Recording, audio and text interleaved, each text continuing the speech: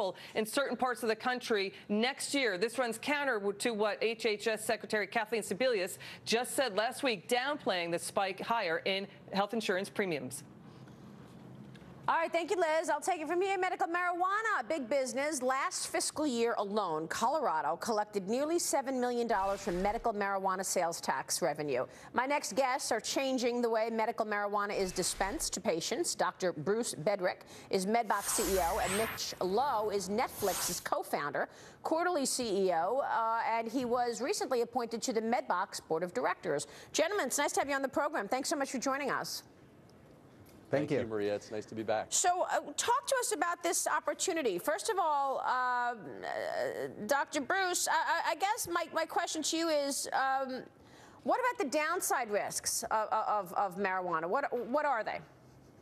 Well, good question. At this point in time, I think ultimately it always stays with the feds, but we think that risk is really much mitigated at this point. We're over the hump, we believe.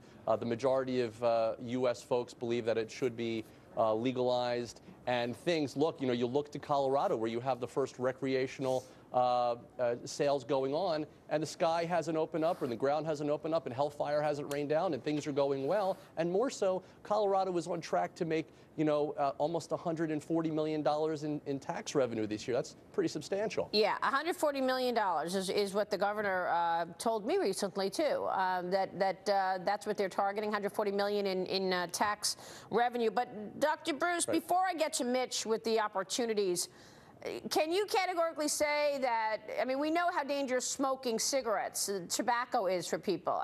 Can you categorically say that you've got evidence that marijuana is not the same? Well, I think it's clear. Also, you don't have to smoke marijuana. There's many different ways to ingest cannabis. And look at it, even MedBox ourselves, we got into the vaporizing industry. Vaporizing is, quote unquote, all the rage. It's the trend. It's the healthiest, cleanest way to ingest the medicine, along with obviously infused products. So there's many different options. You don't have to smoke, and we certainly don't recommend you do. We recommend you vaporize. Mitch, let's talk about the business opportunity here. There are physicians out there who have said smoking marijuana is very different than smoking cigarettes. What's your take? Mm-hmm. Well, I think like Dr. Bruce said, there's plenty of ways to digest cannabis, and smoking isn't the only one. I think over time we're going to see lots of, new ways to consume it, whether it's, in candy bars, in cookies, in foods. And so I think that's something that'll progress over time. Let me ask you about the business opportunity here. $140 million is what the governor of Colorado has targeted in terms of tax receipts. What are you expecting to get out of this investment, Mitch? Well, I think the trends are definitely in favor of this becoming legalized. The majority of Americans believe it should be legalized, and it's one of these businesses that there's so many good things about. Medical marijuana has helped lots of people relieve pain and help them with their sickness.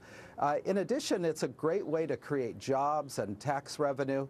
So there's all kinds of positives for this, very similar to, the end days of the prohibitions. And I think that's where we are, just a few years away from legalizing. So you think we're a few years away from legalizing it on a federal level, and you think the dispensary business is going to bear fruit, if you will, and be a big beneficiary of that. What kind of reception are you getting for these dispensaries? In other words, who are your big customers?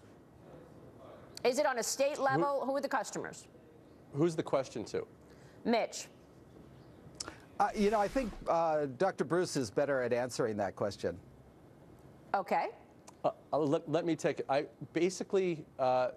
Our customers are people that get into the business. Our technology is not necessarily a vending technology. It is a tool. It is a pharmacy tool. It stores, inventory controls, and dispenses prescription medications as well as cannabis in the safest, most secure way and the most compliant way. So it's a tool that stands behind the counter. So the people that want to get into the business and operate dispensaries or doing cultivations or whatever it may be that want to store the medicines would purchase our technology. But that's only part of our business. So we really also consult with people.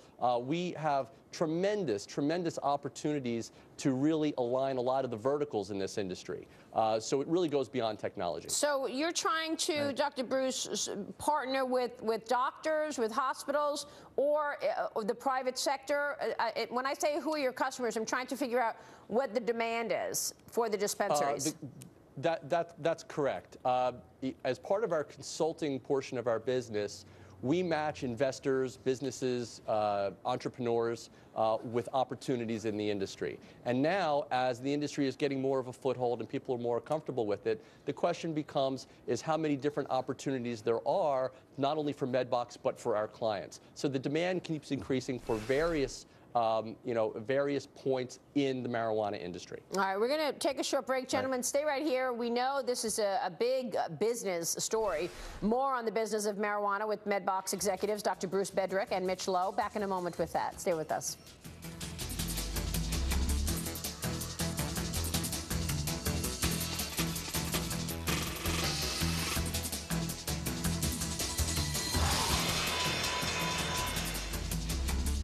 Only VectorVest gives you the answers you need to pick winners day in and day out.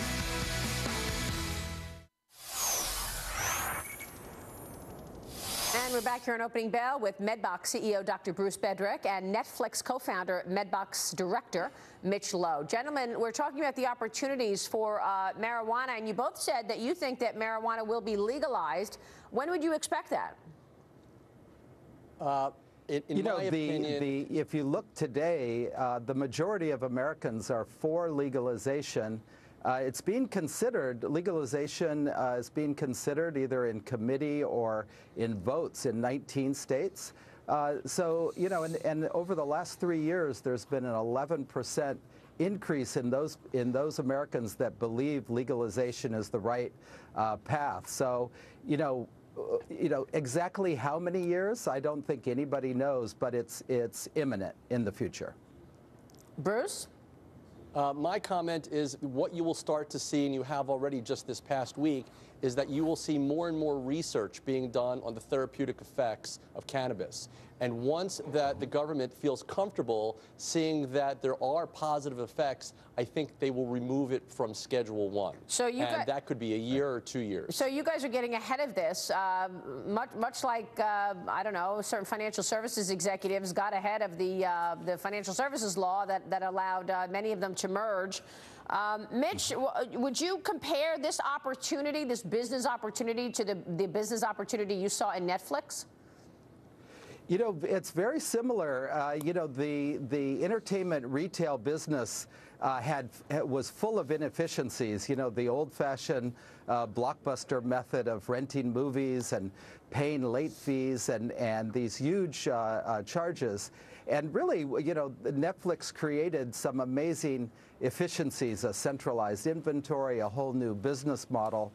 And when you think about it, the marijuana industry is full of inefficiencies, from cultivation and distribution and manufacturing and retailing. So, this is even a bigger opportunity just because of how inefficient the distribution and the manufacturing and growing is in this country. You're right. I mean, there certainly are inefficiencies. I like to ask people in the media business, is Netflix your friend or your foe? So many entertainment content providers basically receive a check from Netflix so that they could run their content. But at some point, does Netflix become a competitor to some of these guys?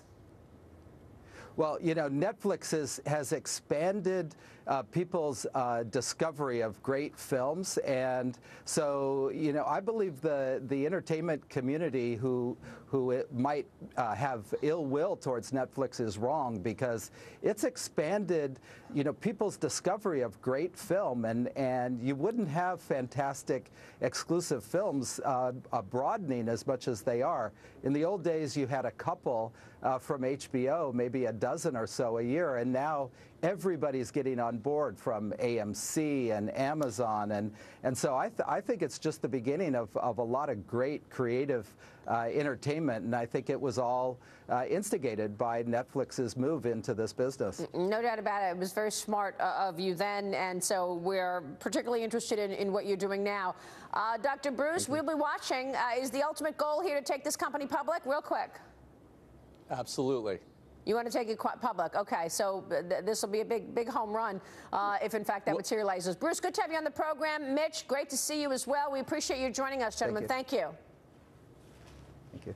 We'll be watching the dispensaries for marijuana. Market here up 13 points. Healthcare stocks doing well. There's a report in the Hill that healthcare premiums are going up, and that has that group on the upside. It's time for Varney and Company. I'll see you tomorrow here on the Opening Bell. Thanks so much for being with me. Stuart, over to you. Thank you, Maria. The stories are coming thick and fast today.